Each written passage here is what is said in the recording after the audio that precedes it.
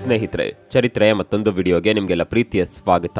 ಒಡಿಸ್ಸಾದಲ್ಲಿರುವ ಪ್ರಸಿದ್ಧ ಯಾತ್ರಾ ಸ್ಥಳ ಪುರಿಯಲ್ಲೊಂದು ಅಚ್ಚರಿ ಎನಿಸುವಂತಹ ಚಮತ್ಕಾರಿ ಕತೆ ಇದೆ. ಇದನ್ನು ಅರ್ಥೈಸಿಕೊಳ್ಳೋದಿರಲಿ, ಕನಿಷ್ಠ ಕಲ್ಪನೆ ಮಾಡಿಕೊಳ್ಳುವುದು ಸಹ ಇಂದಿನ ಕಾಲಘಟ್ಟದಲ್ಲಿ ಕಷ್ಟ. ಭೌತ ವಿಜ್ಞಾನ, ರಸಾಯನ ವಿಜ್ಞಾನ, ತಂತ್ರಜ್ಞಾನ, ಭೌಗೋಳಿಕತೆಯ ವಾಸ್ತವಿಕತೆ ಹೀಗೆ ಜಗತ್ತಿನ ಯಾವುದೇ ಮೂಲೆಯ ನಂಬಿಕೆಗಳು ಇಲ್ಲಿ ಸುಳ್ಳಾಗಿ ಬಿಡುತ್ತವೆ. ಹಿಂದೂ ಪುರಾಣ ನಂಬಿಕೆಗಳ ಪ್ರಕಾರ 4 ಧಾಮ್ಗಳು ಅಂದರೆ 4 ಪ್ರಮುಖ ಯಾತ್ರಾ ಸ್ಥಳಗಳಿವೆ. ಬದ್ರಿನಾಥ ಕ್ಷೇತ್ರ, ದ್ವಾರಕಾ ಕ್ಷೇತ್ರ, ಶ್ರೀರಾಮೇಶ್ವರಂ ಕ್ಷೇತ್ರ ಹಾಗೂ ಪುರಿ ಜಗನ್ನಾಥ ಕ್ಷೇತ್ರ. ಇಂದು ನಾವಿಲ್ಲಿ ಹೇಳ್ತಿರೋದು ಪುರಿ ಜಗನ್ನಾಥ ಕ್ಷೇತ್ರದ ವಿಸ್ಮಯಕಾರಿ ಸಂಗತಿಗಳನ್ನ. ಇಲ್ಲಿ ಶ್ರೀಕೃಷ್ಣ ಪರಮಾತ್ಮನ ಹೃದಯ ಇಂದಿಗೂ ನಿರಂತರವಾಗಿ ಮಿಡಿಯುತ್ತಿದೆ. ಈ ದೇಗುಲದ ರಹಸ್ಯ ಕೇಳಿದ್ರೆ ಖಂಡಿತವಾಗಿಯೂ ನೀವು ಅಚ್ಚರಿ ಪಡ್ತೀರಿ.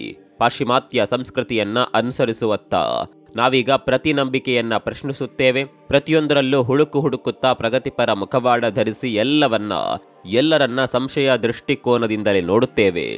ದೇವರ ಅಸ್ತಿತ್ವವನ್ನೇ ಪ್ರಶ್ನಿಸುವ ಮಟ್ಟಿಗೆ ನಾಸ್ತಿಕತೆಯ ಕೂಪಕ್ಕೆ ಬೀಳುತ್ತಿದ್ದೇವೆ. ಆದರೆ ವಿಜ್ಞಾನಕ್ಕೆ ಸವಾಲೆಸೆಯುವ ಅಚ್ಚರಿಗಳು ಹಿಂದೂ ಸನಾತನ ಪರಂಪರೆಯಲ್ಲಿ ನಡೆಯುತ್ತಲೇ ಇರುತ್ತವೆ. ಈ ಎಪಿಸೋಡ್ ಅಂತ್ಯದಲ್ಲಿ ದೇವರ ಅಸ್ತಿತ್ವದ ಕುರಿತಾಗಿಯೇ ನಾವೊಂದು ಪ್ರಶ್ನೆಯನ್ನ ನಿಮಗೆ ಕೇಳುತ್ತೇವೆ. ಬನ್ನಿ ಹಾಗಾದ್ರೆ ಇಂದಿನ ಎಪಿಸೋಡನ್ನ ಶುರು ಮಾಡೋಣ.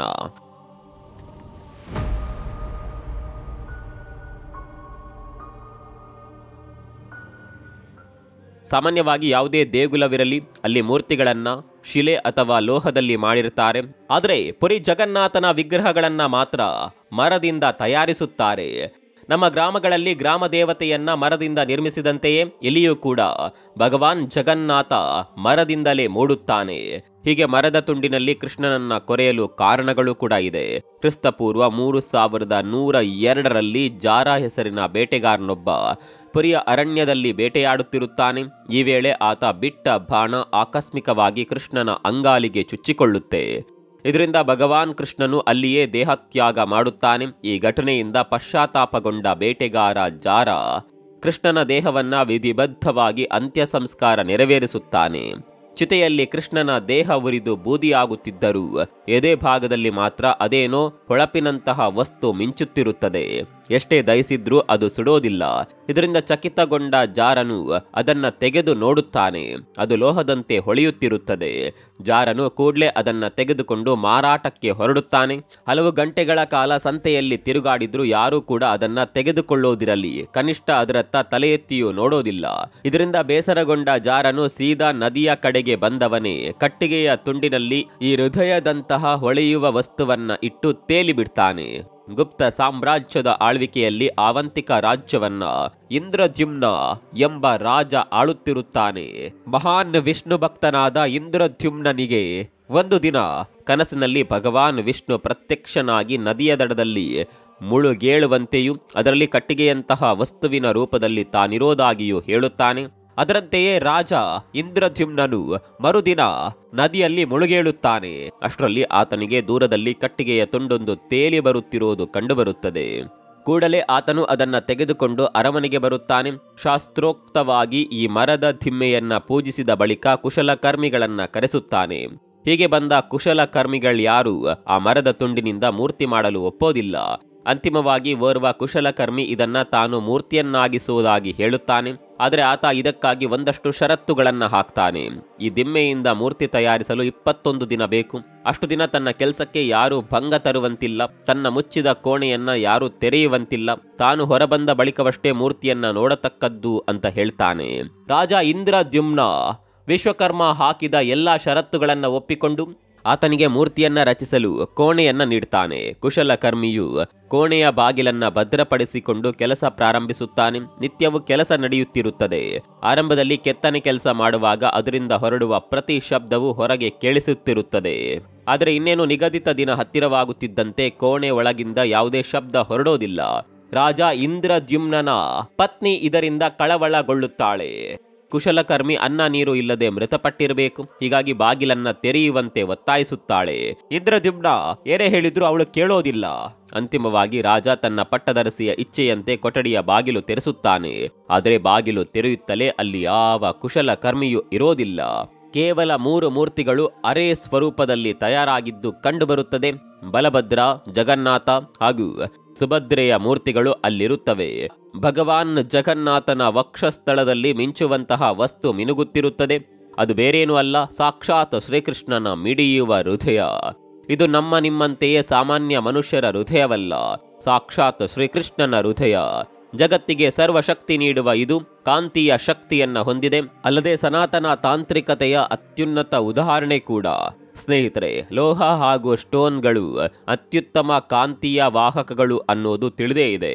ಅದರಂತೆ ಕಟ್ಟಿಗೆ ವಿದ್ಯುತ್ ಪ್ರವಾಹವನ್ನ ತಡೆಯುವ ಶಕ್ತಿ ಹೊಂದಿದೆ ಅನ್ನೋದು ಸಹ ತಿಳಿಯದ ಸಂಗತಿಯೇನಲ್ಲ. ಇದೇ ಕಾರಣಕ್ಕಾಗಿಯೇ ಭಗವಾನ್ ಜಗನ್ನಾಥನ ಮೂರ್ತಿಯನ್ನ ಮರದಿಂದ ಮಾಡಲಾಗುತ್ತೆ. ಇದಿಷ್ಟೇ ಅಲ್ಲ, ಪ್ರತಿ 12 ವರ್ಷಕ್ಕೊಮ್ಮೆ ಜಗನ್ನಾಥನ ಹೊಸ ಮರದ ಮೂರ್ತಿಯನ್ನ ಪ್ರತಿಷ್ಠಾಪಿಸಲಾಗುತ್ತದೆ. ಈ ವೇಳೆ ಈ ಲೋಹದಂತಹ ಹೃದಯವನ್ನ ಹೊಸ ಮೂರ್ತಿಗೆ ಅಳವಡಿಸಲಾಗುತ್ತದೆ. ಇನ್ನು ಹೀಗೆ ಹೊಸ ಮೂರ್ತಿ ಪ್ರತಿಷ್ಠಾಪನೆ ಹಿಂದೆಯೂ ವಿಜ್ಞಾನದ ವಿಷಯವಿದೆ. ಅಯಸ್ಕಾಂತೀಯ ಶಕ್ತಿಗಳನ್ನ ಹೊರಹೊಮ್ಮಿಸುವ ವಸ್ತು ಕಟ್ಟಿಗೆಯಲ್ಲಿದ್ದಾಗ ಅದರ ಶಕ್ತಿ ಬಹುಬೇಗನೆ ಖಾಲಿಯಾಗುತ್ತದೆ. ಹೀಗಾಗಿಯೇ ಪ್ರತಿ 12 ವರ್ಷಕ್ಕೊಮ್ಮೆ ಮೂರ್ತಿಯನ್ನ ಬದಲಾಯಿಸಲಾಗುತ್ತದೆ. ಇನ್ನು ಜಗನ್ನಾಥನ ಹೊಸ ಮೂರ್ತಿಗೆ ಹೃದಯವನ್ನ ಮರುಜೋಡಿಸುವ ಪ್ರಕ್ರಿಯೆಯೂ ಸಹ ಅಷ್ಟೇ ರೋಚಕವಾಗಿದೆ. 12 ವರ್ಷಗಳಿಗೊಮ್ಮೆ ಒಂದು ದಿನ ಈ ಹೃದಯ ಮರುಜೋಡಣೆಯ ಕಾರ್ಯ ನಡೆಯುತ್ತದೆ. ಅಂದು ದೇಗುಲಕ್ಕೆ ಯಾರಿಗೂ ಪ್ರವೇಶ ನೀಡಲಾಗುವುದಿಲ್ಲ. ಶಾಸ್ತ್ರೋಕ್ತವಾಗಿ ಸುಮೂರ್ತದಲ್ಲಿ ಈ ಕಾರ್ಯ ನಡೆಸಲಾಗುತ್ತೆ. ಅಂದು ಇಡೀ ಪುರಿ ನಗರದಲ್ಲಿ ವಿದ್ಯುತ್ ಸಂಪರ್ಕ ಕಡಿತಗೊಳಿಸಲಾಗುತ್ತೆ. ಕಾರ್ಗತ್ತಲ ನಡುವೆ ದೇಗುಲದ ಪ್ರಧಾನ ಅರ್ಚಕರು ಈ ಹೃದಯ ಮರುಜೋಡಣೆಯ ವಿಧಿವಿಧಾನ ನೆರವೇರಿಸುತ್ತಾರೆ. ಹೀಗೆ ಹೃದಯ ಜೋಡಿಸುವಾಗ ಕಣ್ಣುಗಳಿಗೆ ಬಟ್ಟೆ ಕಟ್ಟಲಾಗಿರುತ್ತೆ. ಕೈಗಳಿಗೆ ವಿದ್ಯುತ್ ಸುರಕ್ಷತೆಯ ಗ್ಲೌಸ್ಗಳನ್ನು ಹಾಕಿಯೇ ಪ್ರಕ್ರಿಯೆ ನಡೆಸಲಾಗುತ್ತದೆ.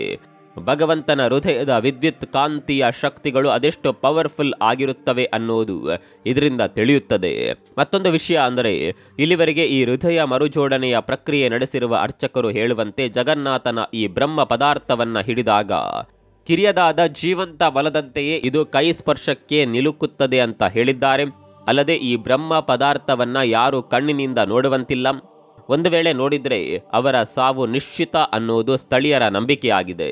ಸ್ನೇಹಿತರೆ, ಇನ್ನು ಈ ಮಂದಿರದ ಮೇಲೆ ಇರುವ ಧ್ವಜವೂ ಸಹ ವಿಜ್ಞಾನಕ್ಕೆ ಸವಾಲಿಸುವ ರೀತಿಯಲ್ಲಿಯೇ ಇದೆ. ಕಾರಣ, ದೇವಸ್ಥಾನದ ಗರ್ಭಗುಡಿಯ ಮೇಲೆ ಹಾರುವ ಈ ಧ್ವಜ ಯಾವತ್ತೂ ಗಾಳಿಯ ವಿರುದ್ಧ ದಿಕ್ಕಿನಲ್ಲಿಯೇ ಹಾರುತ್ತದೆ. ವಿಜ್ಞಾನದ ಪ್ರಕಾರ ಗಾಳಿ ಸಾಗುವ ದಿಕ್ಕಿನೆಡೆಯೇ ಗಾಳಿಪಟ ಹಾರುತ್ತದೆ. ಅದರಂತೆ ಧ್ವಜವೂ ಕೂಡ ಅದೇ ದಿಕ್ಕಿನಲ್ಲಿ ಹಾರಬೇಕು. ಆದರೆ ಜಗನ್ನಾಥ ಮಂದಿರದ ಮಹಾಧ್ವಜ ಮಾತ್ರ ಗಾಳಿಯ ವಿರುದ್ಧ ದಿಕ್ಕಿನಲ್ಲಿಯೇ ಹಾರಾಟ ನಡೆಸುತ್ತದೆ. ಇಲ್ಲಿವರೆಗೆ ಇದರ ರಹಸ್ಯ ಯಾರಿಗೂ ತಿಳಿದಿಲ್ಲ. ಇನ್ನು ಈ ಧರ್ಮಧ್ವಜವನ್ನ ನಿತ್ಯವೂ ಬದಲಾಯಿಸಲೇಬೇಕಿದೆ. ಹಳದಿ ಬಣ್ಣದಲ್ಲಿ ಕಂಗೊಳಿಸುವ ಜಗನ್ನಾಥನ ಧ್ವಜವನ್ನ ದೇಗುಲದ ಪರಿಚಾರಕರು ನಿತ್ಯವೂ 214 ಅಡಿ ಎತ್ತರವಿರುವ ಗೋಪುರ ಶಿಖರವನ್ನ ಏರಿ ಬದಲಾಯಿಸುತ್ತಾರೆ. ಮತ್ತೊಂದು ಆಶ್ಚರ್ಯಕರ ಸಂಗತಿ ಅಂದರೆ, ಒಂದು ವೇಳೆ ಯಾವುದೇ ಕಾರಣದಿಂದ ದೇಗುಲದ ಮೇಲಿರುವ ಧರ್ಮಧ್ವಜವನ್ನ ನಿತ್ಯ ಬದಲಾಯಿಸೋದನ್ನ ತಪ್ಪಿಸಿದ್ರೆ ಬರೋಬ್ಬರಿ 18 ವರ್ಷಗಳ ಕಾಲ ದೇಗುಲವನ್ನ ಮುಚ್ಚಬೇಕಾಗುತ್ತದೆ. ಅಂಥದ್ದೊಂದು ಕಟ್ಟುನಿಟ್ಟಿನ ನಿಯಮ ಇಲ್ಲಿದೆ. ಇನ್ನು ದೇಗುಲದಲ್ಲಿ ಭಗವಾನ್ ಜಗನ್ನಾಥನ ಪ್ರಸಾದದಲ್ಲೂ ಹಲವು ವಿಶೇಷತೆಗಳಿವೆ.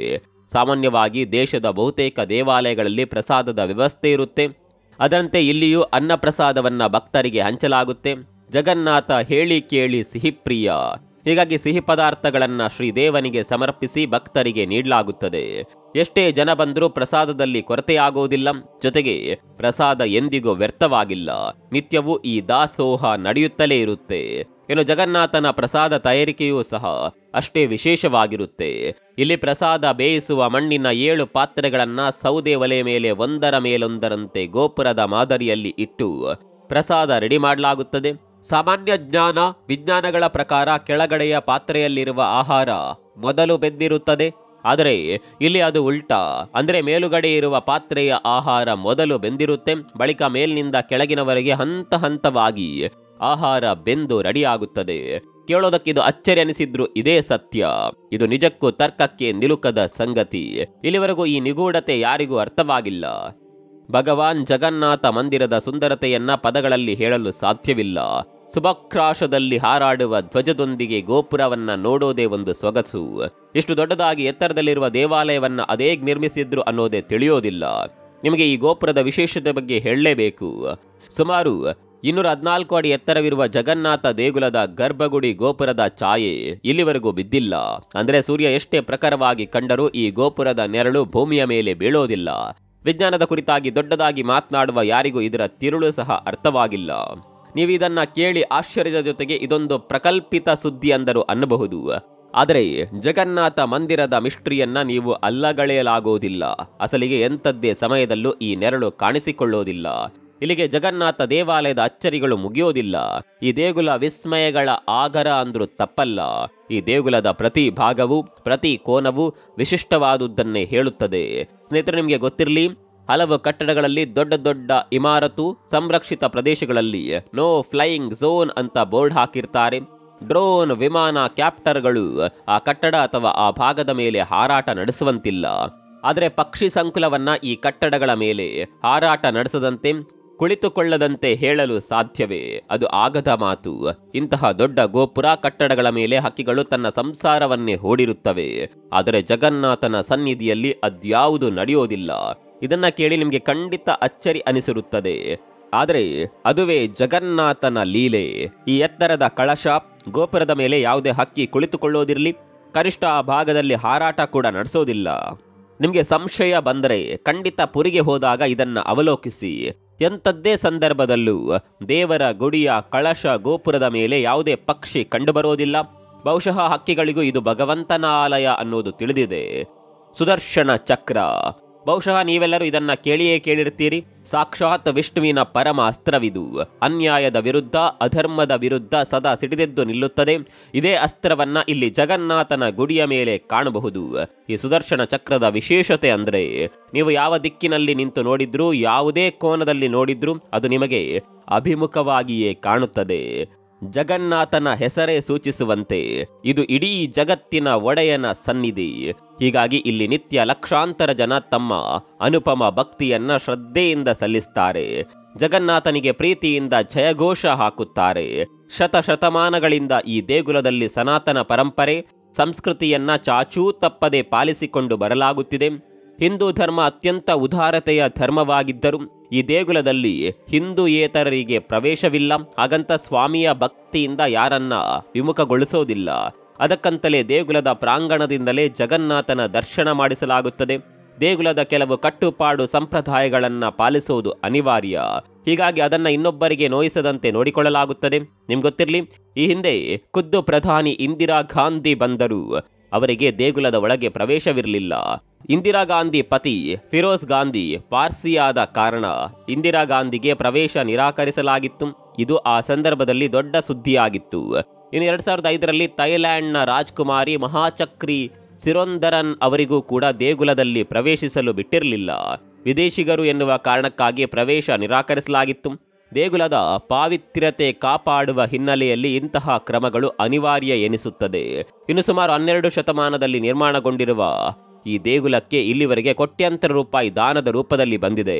ಈ ಹಿಂದೆ ಸ್ವಿಟ್ಜರ್ಲ್ಯಾಂಡ್ನ ಅನ್ಯ ಮತದವರೊಬ್ಬರು ಈ ದೇಗುಲಕ್ಕೆ 1,78,00,000 ರೂಪಾಯಿ ಹಣವನ್ನ ಕಾಣಿಕೆಯಾಗಿ ಸಲ್ಲಿಸಿದ್ದಾರೆ. ಇದು ಈ ದೇಗುಲಕ್ಕೆ ಸಂದ ಅತಿದೊಡ್ಡ ಗರಿಷ್ಠ ಕಾಣಿಕೆಯಾಗಿದೆ. ಪ್ರತಿ ವರ್ಷ ಪುರಿಯಲ್ಲಿ ಜಗನ್ನಾಥನ ವಾರ್ಷಿಕ ರಥಯಾತ್ರೆ ನಡೆಯುತ್ತೆ. ಸುಮಾರು 9 ದಿನಗಳ ಕಾಲ ಈ ಉತ್ಸವ ನೆರವೇರುತ್ತದೆ. ಲಕ್ಷಾಂತರ ಭಕ್ತರು, ಶ್ರದ್ಧಾಳುಗಳು, ಆಸ್ತಿಕರು ಪಾಲ್ಗೊಳ್ಳುವ ಈ ಉತ್ಸವದಲ್ಲಿ ಬಲಭದ್ರ, ಜಗನ್ನಾಥ ಹಾಗೂ ಸುಭದ್ರೆಯರ ರಥಗಳನ್ನು ಎಳೆಯಲಾಗುತ್ತೆ. ವಿಶ್ವದ ಅತಿದೊಡ್ಡ ಉತ್ಸವಗಳಲ್ಲಿ ಒಂದಾಗಿರುವ ರಥಯಾತ್ರೆಯಲ್ಲಿ ಪಾಲ್ಗೊಳ್ಳುವುದೇ ಸುಯೋಗ ಎನ್ನುವಂತೆ ಅತ್ಯಂತ ಸಂಭ್ರಮದಿಂದ ಈ ಧಾರ್ಮಿಕ ಉತ್ಸವ ನೆರವೇರುತ್ತದೆ. ಈ ಮೂಲಕ ಭಗವಾನ್ ಜಗನ್ನಾಥನು ತನ್ನ ಭಕ್ತರ ಕಷ್ಟ ಸುಖಗಳನ್ನು ವಿಚಾರಿಸಿಕೊಳ್ಳಲು ಹೀಗೆ 9 ದಿನ ಜನರ ಮಧ್ಯೆ ಇರುತ್ತಾನೆ ಅನ್ನೋದು ಸ್ಥಳೀಯರ ನಂಬಿಕೆಯಾಗಿದೆ. ಇನ್ನು ಜಗನ್ನಾಥನ ಸನ್ನಿಧಿಯ ಮತ್ತೊಂದು ವಿಶೇಷ ಅಂದ್ರೆ, ಇಲ್ಲಿ ಖುದ್ದು ಭಗವಂತನಿಗೂ ಅನಾರೋಗ್ಯ ಕಾಡುತ್ತದೆ. ವೈದ್ಯರು ಆತನನ್ನ ಪರೀಕ್ಷೆ ಮಾಡ್ತಾರೆ. ಆತನ ಅನಾರೋಗ್ಯದ ಸಮಯದಲ್ಲಿ ದೇಗುಲದ ಬಾಗಿಲನ್ನ 15 ದಿನಗಳ ಕಾಲ ಬಂದ್ ಮಾಡಲಾಗುತ್ತೆ. ಹೀಗೆ ಜಗನ್ನಾಥನ ದೇಗುಲದ ವಿಸ್ಮಯಗಳು ಹೇಳಿದ್ದಷ್ಟು ಕೇಳಿದ್ದಷ್ಟು ವಿಸ್ತಾರವಾಗಿದೆ. ಈಗ ನಿಮಗೆ ಮೊದಲು ಪ್ರಶ್ನೆಯೊಂದನ್ನು ಕೇಳಬೇಕು. ಇಷ್ಟೆಲ್ಲ ಕೇಳಿದ ಮೇಲೆ, ನೋಡಿದ ಮೇಲೆ ಈಗಲೂ ನಿಮಗೆ ದೇವರ ಅಸ್ತಿತ್ವದ ಮೇಲೆ ಪ್ರಶ್ನೆ ಉಳಿದಿದೆಯೇ? ನೀವೇ ಹೇಳಬೇಕು. ಸ್ನೇಹಿತರೆ, ಪ್ರಶ್ನೆ, ತಾಕಲಾಟಗಳು, ಜಿಜ್ನಾಸೆಗಳೇನೇ ಇರಲಿ, ಸರ್ವಾಂತರ್ಯಾಮಿಯಾಗಿರುವ ಭಗವಾನ್ ಜಗನ್ನಾಥನ ಲೀಲೆಗಳು ಮಾತ್ರ ಅಪಾರ, ಅದ್ಭುತ. ಆತನ ವೈಭವವು ದೊಡ್ಡದು. 10 ಹಲವು ವಿಶೇಷತೆ, ಅಚ್ಚರಿಗಳೊಂದಿಗೆ ಸಮುದ್ರ ತಟದಲ್ಲಿ ನೆಲೆ ನಿಂತಿರುವ ಜಗನ್ನಾಥನು ಸೋದರತ್ವವನ್ನ ಸಾರುತ್ತಿರುವ ಅವಿಭಕ್ತ ಕುಟುಂಬದ ಒಡೆಯನೂ ಹೌದು. ಕೂಡಿ ಬಾಳಿದರೆ ಸ್ವರ್ಗ ಸುಖ ಎನ್ನುವುದನ್ನು ಸ್ವಚ್ಛವಾಗಿ ಹೇಳುವ ಜಗನ್ನಾಥ ಬುಡಕಟ್ಟು ಸಂಪ್ರದಾಯದ ನೆಲಮೂಲದ ಸಂಸ್ಕೃತಿಯನ್ನ ಎತ್ತಿ ತೋರಿಸುತ್ತಾನೆ. ಈ ದೇವಸ್ಥಾನದ ಅಚ್ಚರಿಗಳ ಬಗ್ಗೆ ನಿಮ್ಗೇನನ್ಸುತ್ತೆ ಕಾಮೆಂಟ್ ಮಾಡಿ.